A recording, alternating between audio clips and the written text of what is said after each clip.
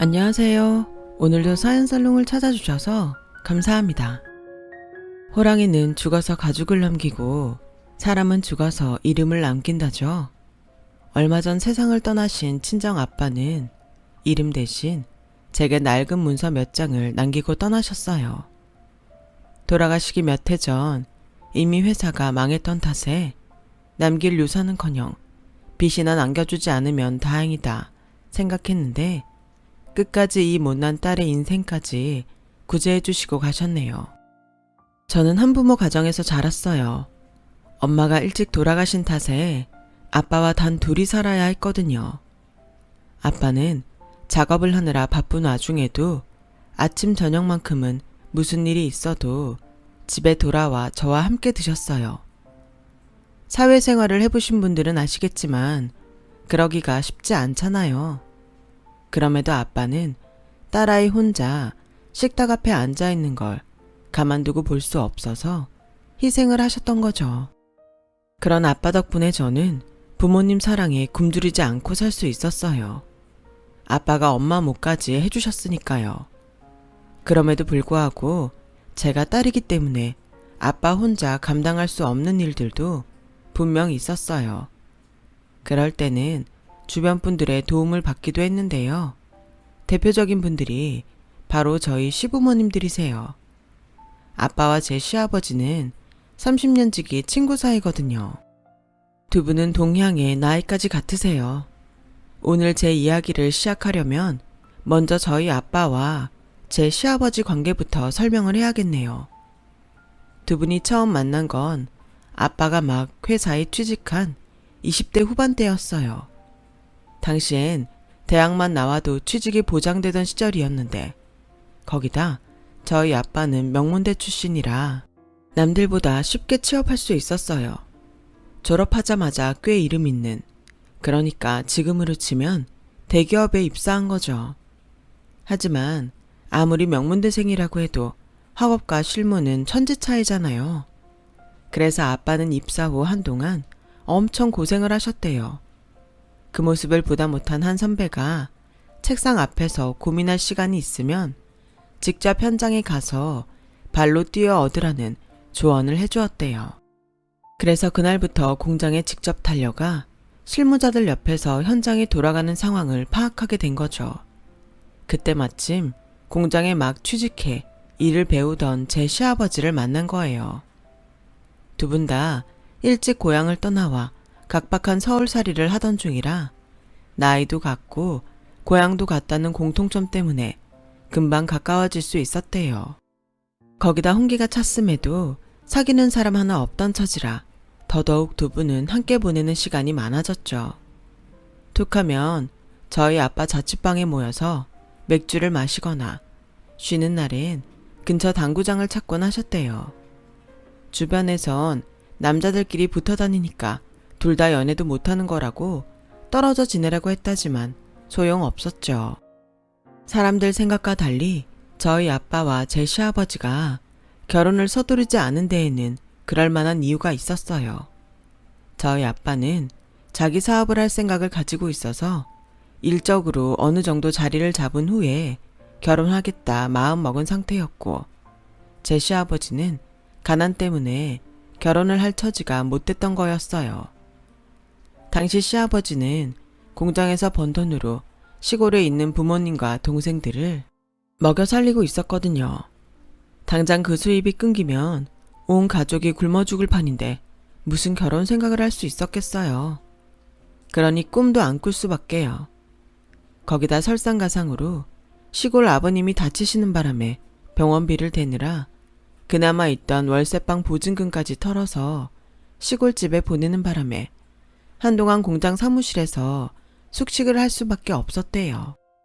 아빠는 그 사실을 알고는 시아버지를 아빠 자취방으로 데려와 한동안 두 분이 함께 살았다고 하더군요. 한 집에서 한 입을 덮고 살다 보니 두 분의 우정은 더욱 돈독해졌고, 독자였던 저희 아빠는 제 시아버지를 친형제처럼 생각하게 되었대요. 나중에 어떤 일이 벌어질지 꿈에도 모른 채 말이죠. 그렇게 한 집에서 동고동락하던 두 분은 저희 아빠가 결혼을 하면서 헤어지게 되었어요. 입사 후 몇 년이 지나 꿈에 그리던 창업을 하게 된 아빠는 일찌감치 특허를 내놓은 기술이 몇 개 있어서 구멍가게 수준의 신생회사임에도 거래처를 확보할 수 있었고 운도 따라서 금세 자리를 잡을 수 있었어요. 회사가 안정이 되고 나니 결혼하라는 집안의 압박이 거세졌다더군요. 저희 친가에서 정해준 분과 선을 보게 되었어요. 그렇게 저희 부모님은 만나게 되었죠.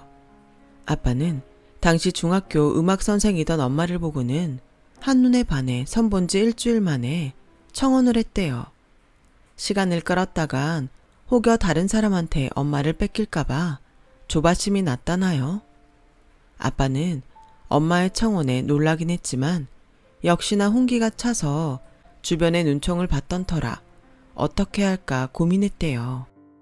일륜지 대사인 결혼을 함부로 결정할 수는 없었으니 더더욱 그랬겠죠. 아빠가 싫지는 않았지만 그렇다고 첫눈에 반한 것 또한 아니었거든요.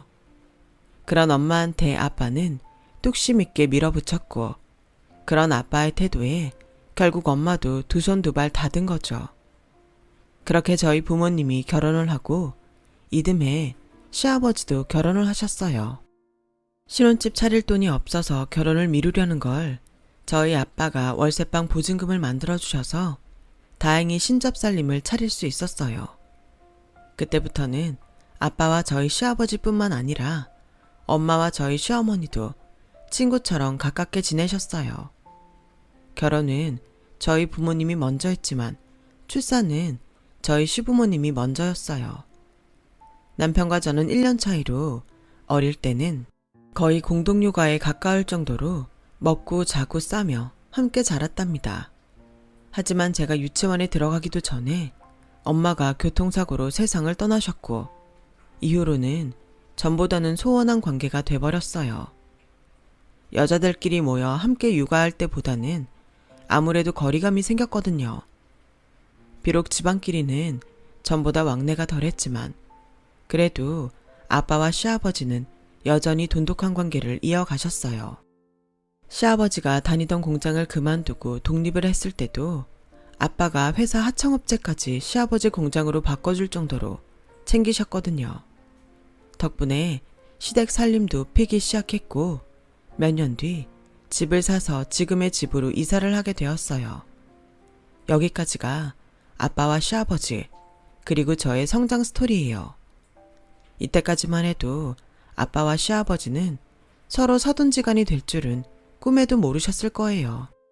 저랑 제 남편도 그랬으니까요. 초등학생 때까지는 그래도 가족끼리 종종 만나 여름 휴가도 같이 가고 모여서 밥도 먹고 그랬지만 사춘기가 되고부터는 서로 어색해서 만나도 대면대면 굴었거든요.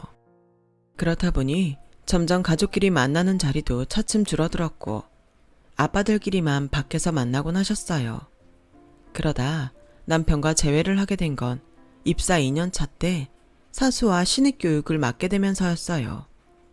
명단에 적힌 이름을 보는데 그 중에 낯익은 이름이 있더라고요. 그리 독특한 이름이 아니라서 동명이인일 거라 생각했는데 막상 얼굴을 보니 남편이 맞더라고요. 남편은 저를 보자 반가움과 묘한 감정이 교차하는 듯 했어요. 나중에 그러는데 원서를 넣은 곳 중 2군데에 붙었는데 일부러 제가 있는 회사로 들어왔다더군요. 저보다 연차가 낮은 건 알지만 그래도 한 공간에 있고 싶었대요. 오래전부터 저를 짝사랑했지만 워낙 사는 형편이 차이가 나서 고백은 꿈도 못 꾸고 있었다네요. 그러다 직장이라도 같이 다니면 제가 자기를 쳐다봐 주지 않을까? 고민 끝에 내린 결정이었죠. 그리고 남편의 그 결정은 적중했어요. 남편이 같은 회사에 입사하고부터 저도 자꾸 신경이 쓰였으니까요. 눈에서 멀어지면 마음에서 멀어진다고.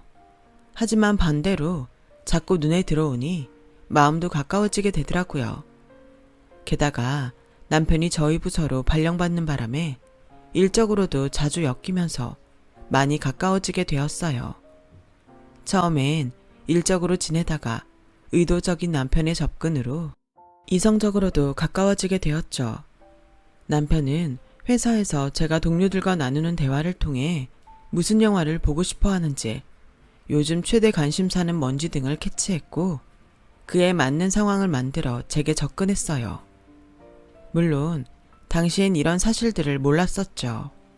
그저 남편이 저와 성향이 비슷한 줄로만 알았을 뿐이에요. 지금 생각해보면 남편은 참 주도 면밀한 사람인 것 같아요. 자신이 원하는 걸 손에 넣기 위해 계획하고 오랜 시간 버틸 줄 아는 걸 보면 말이죠. 그리고 그건 시아버지를 닮은 것 같더군요. 물론 나중에서야 알게 된 거지만요. 한 직장에서 같은 프로젝트를 맡아 진행하면서 전후에도 사랑도 싹튼 우리는 재회한 지 1년도 안 돼 연애를 시작했어요. 그런데 막상 부모님들께 말씀드리려니 고민이 되더라고요. 사귀다 결혼까지 가면 다행이지만 혹시라도 중간에 헤어지게 되면 아빠들 사이도 서먹해지지 않을까 걱정이 되었거든요. 그래서 결혼까지 가게 되면 그때 부모님들께 말씀드리기로 하고 일단 연애를 시작했어요. 서로의 어린 시절부터 집안 사정까지 속속들이 아는 사이라 어떤 면에선 자연스럽고 편했어요. 하지만 상대를 너무 잘 안다는 게 때로는 불편하기도 하더라고요.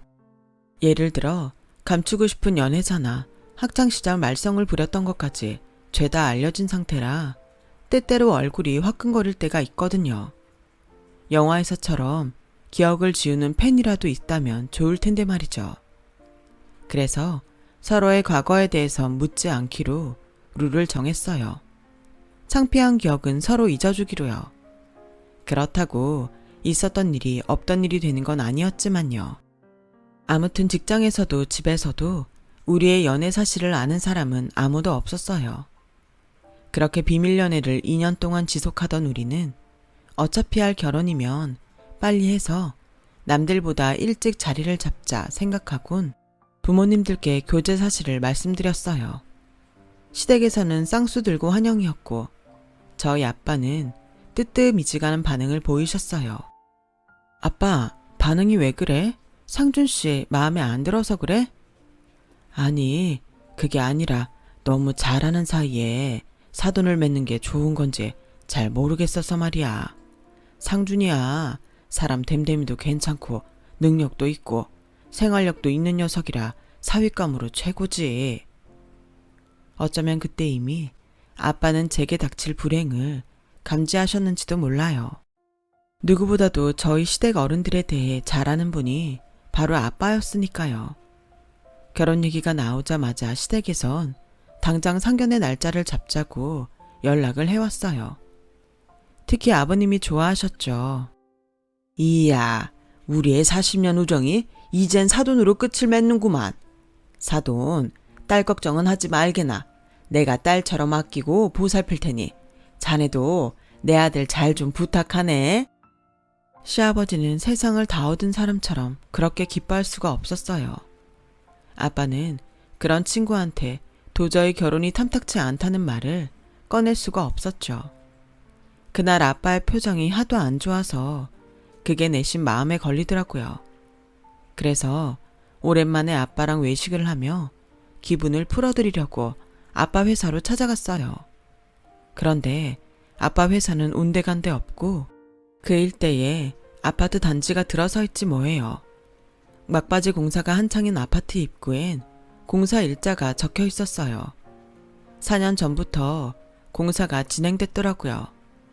공사장 인부를 붙잡고 전에 여기 있던 회사는 어떻게 됐냐고 물었더니 망해서 부지를 팔고 나갔다는 거예요.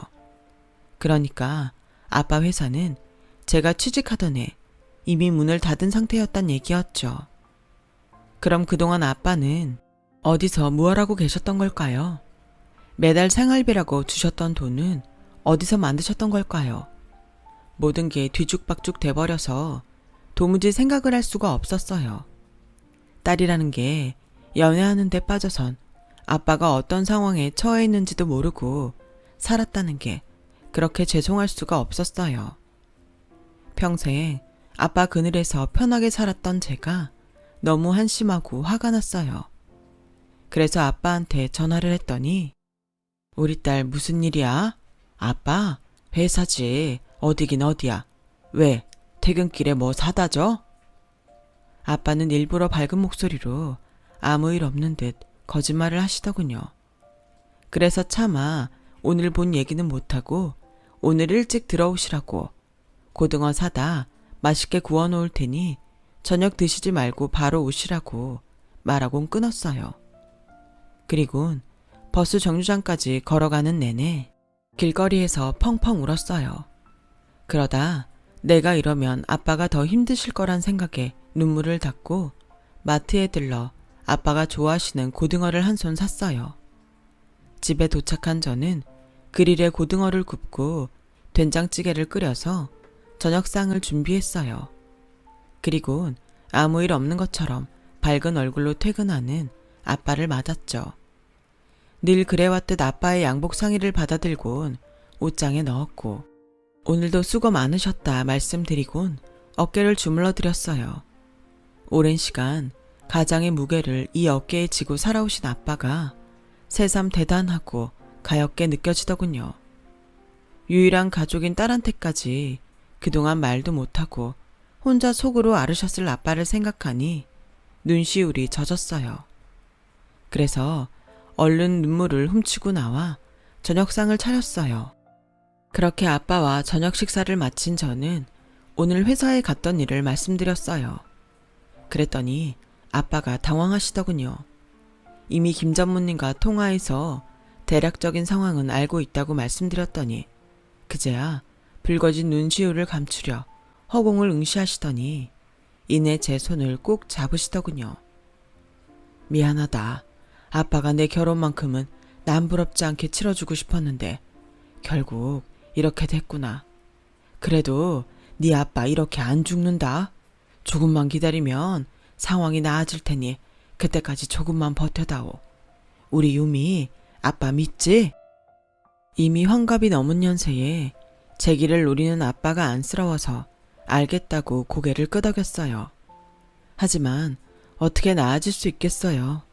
낮에 통한 전무님이 그러셨거든요. 수십 년 피땀 흘려 세운 회사가 넘어갔는데 사장님은 전 재산 다 털어 직원들 월급이랑 퇴직금 챙겨주셨어. 그래놓고 정작 당신은 집도 전세로 돌려서 살고 계시니 참. 그리고 알고 있나 모르겠는데 사장님 요즘 세차장에서 일하신다. 퇴직한 전 직원이 일하는 세차장인데 거기서 일당 받고 일하신다더라. 나도 얼마 전에야 소식 듣고 알았어. 퇴사할 때 전 직원 퇴직금 정산까지 문제없이 해결해 주시길래 그래도 어느 정도는 여유는 있으신 줄 알았는데 본인 전 재산 다 털어서 해주신 건지 누가 알았겠니? 이런 상황에 제기라니요. 턱도 없죠. 그런데도 아빠는 희망을 잃지 않는 모습이었어요. 얼마 뒤 상견례를 하게 되었어요. 시댁 식구들은 마치 축제에 온 것처럼 들떠 보였어요. 저와 아빠는 밥 빌리러 온 흥부처럼 그들의 눈치만 볼 뿐이었죠. 한창 분위기가 무르익자 시아버지는 신혼집 얘기를 꺼내셨어요. 사돈, 신혼집은 어떻게 하는 게 좋을까? 우리 형편대로 하자면 20평대 빌라 전세 정도밖에 안 되는데 아무래도 그런 데는 유미한테 무리겠지? 내심 저희 쪽에서 집을 해주길 바라는 눈치더라고요. 형편에 따라 살아야지. 안 그런가? 집 정해지면 말해주게. 혼수를 채워야 하니까. 하지만 시아버지의 기대와 다른 아빠의 대답에 룸 안에는 어색한 기류가 흘렀어요. 그러자 시어머니가 나서서 분위기를 바꾸려 노력하셨어요. 요즘 젊은 애들은 폐물 같은 건 안 하는 추세라고 하더라고요. 세트로 맞춰놔봐야 유행도 금방 지나고 촌스럽다나? 게다가 유미 넌 좋은 목걸이며 반지 많잖니? 그래서 말인데 폐물은 그냥 넘어가자. 정 아쉬우면 살면서 상준이한테 해달라 그러고. 네, 그럴게요. 처음부터 폐물을 받을 생각은 없었지만 마치 안 하는 게 국룰인 것처럼 포장하시니 기분이 좋지는 않았어요. 그때였죠. 시아버지가 기대에 가득 찬 눈빛으로 예단비에 대해 물으셨어요. 어차피 일부는 되돌려 보내야 하는 돈이니까 애초에 딱 받을 만큼만 보내는 게 어떨까 하네. 자네 생각은 어떤가? 폐물도 건너뛰고 약소하게 하는 결혼인데 예단비가 필요한가 싶네만. 어차피 자네나 나나 집안 식구도 별로 없으니 친인척 인사는 각자 하는 걸로 하면 어떨까 하네. 그러자 큰일이라도 난 것처럼 호들갑을 떨며 시어머니가 말했어요. 아니, 그래도 예단비까지 생략하는 건 너무 심하지 않나요? 폐물이야. 어차피 안 쓸 거니까 그런다 치지만 예단비는 다르죠. 있는 사람이 더하다더니 너무하시네요.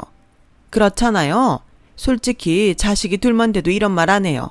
하나밖에 없는 자식 장가 보내는데 예단비도 못 받고 하는 게 어딨어요. 집 문제만 해도 그래요. 저희 형편 뻔히 아시면서 이럴 때 그쪽에서 아파트 한 채 주시면 좀 좋아요. 어차피 나중에 유미한테 물려줄 재산이잖아요. 그런데 꼭 이렇게 야박하게 구실 일이냐고요. 정말 서운하네요. 시어머니 못지않게 시아버지도 많이 서운한 표정이었어요. 그러자 아빠가 낮은 한숨을 쉬시곤 말씀을 이어가셨죠. 실은 몇 년 전에 회사 문 닫았습니다. 자네한테는 진작 얘기 못한 거 미안하네. 자네한테 부담 줄까봐 일부러 숨기고 있었네. 회사 정리하면서 그간 일해온 직원들 월급이랑 퇴직금 정산해주고 나니 수중에 남은 돈이 없네. 몇 년만 기다렸다가 식을 올렸으면 지금보다는 제대로 치러서 보낼 수 있었겠지만 현재 형편은 그게 안 될 것 같습니다. 죄송합니다. 회사를 접었다는 말에 시댁 식구들은 하늘이 무너진 것처럼 낙담했어요. 아니, 자네는 그런 일이 있었으면 진작 나한테 말을 할 일이지 이렇게 폭탄 선언을 하는 게 말이 되나? 그리고 내가 무슨 부담을 느낀다고? 아무래도 자네하고는 그 문제도 있고 하니까 내 딴엔 그렇게 생각했지.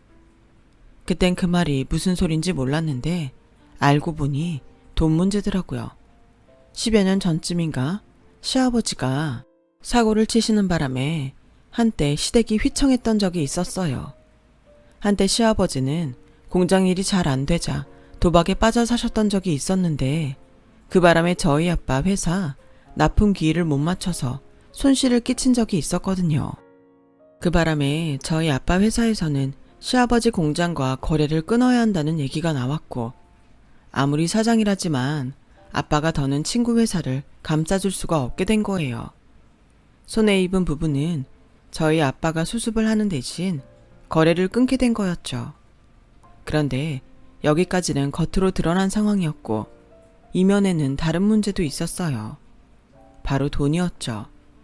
거래도 끊긴 데다 시아버지가 도박으로 날린 돈 때문에 공장이 넘어가게 된 거였죠. 그래서 집을 팔아 공장을 잡아야 할 판이었어요. 그때 아빠가 이자 없이 수억을 빌려주셨고 시아버지는 각서와 담보라며 집문서를 내주셨어요. 아무리 친구 사이라지만 돈 문제는 확실히 해야 한다면서요. 각서에는 10년 안에 이 돈을 못 갚으면 집을 내주겠다고 명시해 두었더라고요. 그러니 아빠 입장에선 당신 사업이 망해 생활이 어렵다는 걸 친구가 알게 되면 그 돈을 갚아야 한다는 부담감이 생기지 않을까 해서 일부러 회사 문 닫은 얘기를 안 하신 거죠. 그런데 그날 보니 시아버지는 그 일을 까맣게 잊고 있었던 것 같았어요. 애초에 돈을 갚을 생각이 없었던 사람처럼 말이죠. 그래서 그날 상견례가 끝난 뒤 아빠가 제 시아버지랑 두 분이서 따로 술을 마시며 그 얘기를 했더니 그제야 생각난 듯 눈을 동그랗게 뜨고는 놀라더래요. 그날 밤 술에 취해 늦게 집에 돌아온 아빠는 침통한 표정이셨어요. 아무래도 두 분이 말다툼을 하셨던 모양이에요. 그 일이 있고 일주일쯤 지났을까요? 아침부터 남편한테 전화가 왔더라고요. 회사에서 곧 볼 텐데 말이죠. 전화를 받았더니 남편이 난처한 목소리로 시아버지를 바꿔주더라고요. 시아버지는 다짜고짜 아빠를 바꾸라고 하시며 네 아빠는 왜 그렇게 전화를 안 받냐고 짜증을 내셨어요. 전화를 받은 아빠는 점점 안색이 어두워지셨죠. 그리곤 짧은 대답을 끝으로 전화를 끊으셨어요. 제가 무슨 일이냐고 물었더니 옹졸한 놈 같으니라고. 유미야, 너 이 결혼 후회하지 않겠니? 지금이라도 안 늦었으니까 다시 한번 생각해보는 게 어때? 그래서 무슨 일인지는 몰라도 두 분이 싸웠다고 자식들 혼사까지 그만두라고 하는 건 너무한 거 아니냐고 따졌어요. 그러자 아빠는 잠시 숨을 고르시더니 신혼살림은 시댁의 차리라고 그러는구나. 자세한 건 회사 가서 이서방한테 들어라. 아, 고래 싸움에 새우등 터진다고 아빠들 싸움에 저희만 피해를 보게 됐지 뭐예요. 회사에 가서 남편한테 물었더니 시아버지께서 도저히 전셋집 마련이 힘드시다고 한 몇 년 집에 들어와 살라고 하셨다는 거예요. 전세 보증금이 문제라면 우리가 대출받아서 해결하겠다고 했더니 시작부터 은행 빚지고 살 생각 말라시면서 가풍 익힌다 생각하고 들어와 살라고 하셨대요. 안 그러면 이 결혼은 없던 일로 하시겠다고요. 자기야, 딱 3년만 참고 살자. 따지고 보면 아빠 말이 틀린 것도 아니야. 3년이면 너랑 나랑 최소한 몇 천은 모을 거 아니야. 이자도 안 내고 돈도 모을 수 있으니까 우리 그렇게 하자. 응? 솔직히 싫었어요. 우리 집이 망하지만 않았다면 당장 아빠한테 말해서 전셋집 하나 구해달라고 부탁하고 싶은 심정이었죠. 하지만 혹여 제가 그런 말을 꺼낸다면 당장 아무것도 못해주는 아빠 심정이 어떻겠어요. 그래서 어금니를 꽉 꿰물고 그래, 한번 살아보자 결심했죠. 결혼을 앞두고 아빠는 혼자 큰 집에서 살기 불편하다시며 작은 전셋집을 얻어 이사를 하셨어요. 제 짐은 시댁 남편 방으로 들어갔고요. 집도 좁은데 시부모님의 시동생까지 총 5식구가 복잡거리고 살려니 생각만 해도 한숨이 났어요. 그렇게 40년 우정에 금이 가며 치룬 결혼식이 끝나고 본격적인 10월드 입성을 하게 되었죠. 사람 사는 게 다 거기서 거기 아니겠냐 생각했는데 거기서 거기까지의 거리가 제 생각보다 아주 멀더라고요. 시어머니는 제가 들어오고부터 아예 주방일에서 손을 떼셨어요. 청소며 빨래도 마찬가지고요. 결혼 전에는 그렇게 저를 예뻐하던 시아버지도 툭하면 예단비 얘기를 꺼내시며 마치 저를 원수의 딸을 보듯 하셨죠. 시동생은 밖으로 도느라 집안일엔 관심도 없었고요.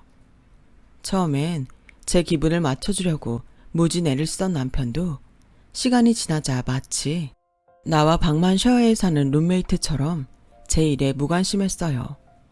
이런 게 결혼 생활인 줄 알았다면 절대로 하지 않았을 텐데 후회하며 하루하루 버텨나가고 있었죠. 그러던 어느 날이었어요. 회사 사람들이랑 점심을 먹고 오는데 아빠한테 전화가 왔더라고요. 아, 신 사장님 따님 휴대폰이죠. 전 세차장 사장인데요. 신 사장님이 방금 쓰러지셨어요. 뙤약볕에 장시간 세차 일을 하시다 탈진하셨는데 숨을 쉬지 않는다며 당장 병원으로 와달라고 하더군요. 급하게 병원으로 달려가 보니 이미 아빠는 세상을 떠나셨더라고요. 장난인 줄 알았어요. 주말에 제가 집에 갔을 때만 해도 멀쩡하던 분이 죽었다뇨. 당장이라도 눈을 뜨고 제 이름을 불러주실 것 같은데 말이에요. 뒤늦게 소식을 듣고 달려온 남편은 황망한 저희 아빠의 죽음에 말을 잇지 못했어요. 장례식 내내 무슨 정신으로 버텼는지 모를 정도로 저는 정신을 차릴 수가 없었어요. 더 이상 아빠가 세상에 없다는 생각을 하자 현실을 부정하고 싶었거든요. 남편이 옆에 서 있는데도 저 혼자 허허 벌판에 서 있는 기분이 들었어요. 나는 이제 정말 고아가 됐구나 싶은 게 눈물만 흐르더군요. 그런데 그런 제 눈물을 단번에 씻어준 사람이 있었어요. 바로 시아버지였죠. 시아버지는 장례가 끝나자마자 저희 친정에 찾아와 조의금 박스부터 찾으셨어요. 그리곤 100만 원씩 다발로 묶여있는 돈 중 10다발을 종이봉투에 넣으시곤 이건 니들 결혼할 때 못 받은 예단비라고 생각해라. 아무리 생각해도 예단비 못 받은 게 자꾸 마음에 걸려서 안 되겠더라. 네 아빠 그렇게 보내고 경황 없을 테니 한동안 여기서 지내도록 해라. 안 사람한테는 내가 말해두마. 아버님, 지금 뭘 하시는 거예요? 저희 아빠랑 40년 지기 친구 아니세요? 그런데 어떻게 친구 죽자마자 조이금부터 가로챌 생각을 하세요? 장례식에 빈손으로 오신 건 가족이니 그런가 보다 넘길 수 있어요. 하지만 조이금까지 손대실 줄은 정말 몰랐네요. 그깟 예단비가 친구보다 더 중요한가요? 그런 거냐고요. 나라고 이러고 싶어 이러냐? 애초에 예단비 안 주고 입 닦은 건 네 아빠 아니냐? 나 나쁜 사람 만들지 마라. 나쁜 건 네 아빠니까. 아무리 친구 사이래도 돈관계는 확실해야 하는 거 아니냐? 순간 결혼 전에 아빠가 화가 잔뜩 나서 돌아오셔선 제게 하셨던 말이 불현듯 떠올랐어요. 10몇 년 전 아버님이 써준 각서와 집 계약서 얘기였죠. 아, 아버님이 그렇게 돈관계가 철저한 분인 줄은 몰랐네요. 네, 그럼 이참에 아버님식으로 우리 계산 좀 해볼까요?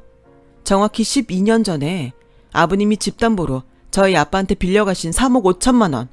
기억하시죠? 10년 안에 그 돈 못 갚으면 집이라도 대신 주겠다고 계약서까지 가져오셨죠. 근데 올해로 딱 12년 됐네요. 아니, 네가 그걸 어떻게 알아? 네 애비가 너한테 그 돈 꼭 받으라고 그러디? 내가 돈 떼어먹을까 봐. 그리고 그 당사자가 죽은 마당에 이제와 그딴 각서가 무슨 소용이냐? 난 그 돈 못 준다. 받고 싶으면 죽은 네 아빠 데려와. 왜 이러세요? 부모가 죽으면 재산도 채무도 자식이 물려받는 거 모르세요? 전 아빠 재산 포기할 생각 없어요. 그러니까 오늘까지 제 앞에 3억 5천 가져오시던가 아니면 집 비워주세요. 합의는 없습니다. 아, 그리고 아드님한테도 전해주세요. 난 너같이 무능한 룸메이트 필요 없으니까 당장 이혼하자고요. 다 들으셨으면 제 집에서 나가주세요. 그제야 시아버지는 이 싸움에서 자신이 얼마나 불리한 상황인지 눈치를 챘는지 저를 붙잡고 싹싹 빌기 시작했어요. 하지만 이미 바닥까지 다 본 상황에 이깟 사과가 무슨 소용이래요? 이래서 검은 머리 짐승은 돌보는 게 아니라고 했나 보네요. 그동안 저희 아빠가 아버님한테 얼마나 잘해주셨는데 그깟 돈 몇 푼에 인간이기를 포기하세요? 전요, 저희 아빠처럼 마음이 넓은 사람이 아니라서 아버님 같은 사람 근처에 두고 싶지도 않네요. 그러니까 더는 안 보고 살았으면 좋겠습니다. 당장 나가세요. 그날 이후 저는 남편과 이혼을 했고 소송을 통해 시댁 식구들이 살고 있는 집도 뺏었어요. 거기다 결혼 파탄에 이르게 한 시아버지와 그런 상황에도 늘 수수방관했던 남편을 상대로 정신적 피해 보상과 그에 따른 위자료를 청구했어요. 하루가 멀다 하고 회사와 저희 집으로 찾아와 소송을 벌이던 시댁 식구들은 접근금지 명령을 받았죠. 그런 사실이 회사에 알려지자 남편은 부서 이동을 신청했고 남편의 발행과 달리 회사는 남편을 지방 계열사로 보내버렸어요. 그렇게 시간이 흘러 아빠 일주기가 다가왔어요. 저는 회사에 월차를 내고 모처럼 아빠를 위해 상을 차렸죠. 저희가 제사를 지내는 집이 아니라서 거창하게 제사상까지는 아니고 평소 아빠가 좋아하시던 음식들로 상을 차렸어요. 아빠랑 같이 밥을 먹는다는 생각으로 정성껏 준비를 하고 있는데 초인종이 울리지 뭐예요. 문을 열어보니 아빠 회사에서 일했던 직원 몇 분이 찾아오셨더라고요. 제사상에 술이라도 올리려고 왔다고요. 그래서 그분들을 모시고 다 함께 저녁 식사를 했어요. 그런데 마지막까지 아빠와 함께 일했던 전 직원이자 세차장 사장님이 이상한 얘기를 하시더라고요. 분명히 들었어요. 회사 건물에 딸린 공장 부지가 하도 넓어서 팔 때 액수를 깎아주는 대신 거기에 건설될 아파트를 세 채 받기로 했다고요. 계약서에도 명시돼 있다던데 몇 년 뒤면 입주 시작된다고 그때 되면 따님한테 한 채 주시겠다고 얼마나 좋아하셨는데요. 하필 형편 어려울 때 시집 보내느라 혼수도 부실하게 해서 보냈다고 얼마나 마음 아파하셨는지 몰라요. 혹시 몰라 손님들이 가시고 아빠가 남긴 서류들 중에 건물과 공장 부지를 판 계약서를 찾아보았는데 정말 세차장 사장님 말대로 그런 조항이 있더라고요. 그것도 가장 큰 평수로 3채나 받기로 했더라고요. 아빠가 몇 년만 참으면 이라고 했던 말의 뜻이 이거였던 거죠. 다음날 아파트 사무실로 찾아가 담당자를 찾았더니 그분이 안 그래도 수차례 전화를 해도 안 받고 우편으로 서류를 보내도 반송이 되길래 걱정했다면서 65평짜리 세 채를 제 명의로 해주시겠다고 하더라고요. 그 전에 상속세와 이런저런 세금을 납부해야 한다고 해서 변호사를 선임해 일처리를 했어요. 세 채 중 한 채는 제가 살기로 하고 나머지 2채는 세를 놓기로 했어요. 세금은 이혼하면서 챙긴 돈으로 처리를 했고요.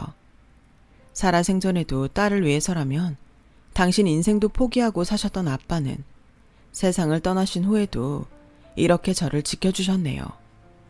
비록 40년지기 친구한테는 배신을 당했지만 그래도 잊지 않고 기일에 찾아주는 직원들도 있고 우리 아빠는 인생을 꽤 잘 사신 분인 것 같아요. 저도 이제부터 아빠처럼 제대로 인생을 살아볼 생각입니다. 제 사연을 들어주셔서 감사합니다. 건강 조심하시고 행복한 오늘이시길 바랍니다. 여러분, 사연 댓글에 응원과 현명한 조언 부탁드려요.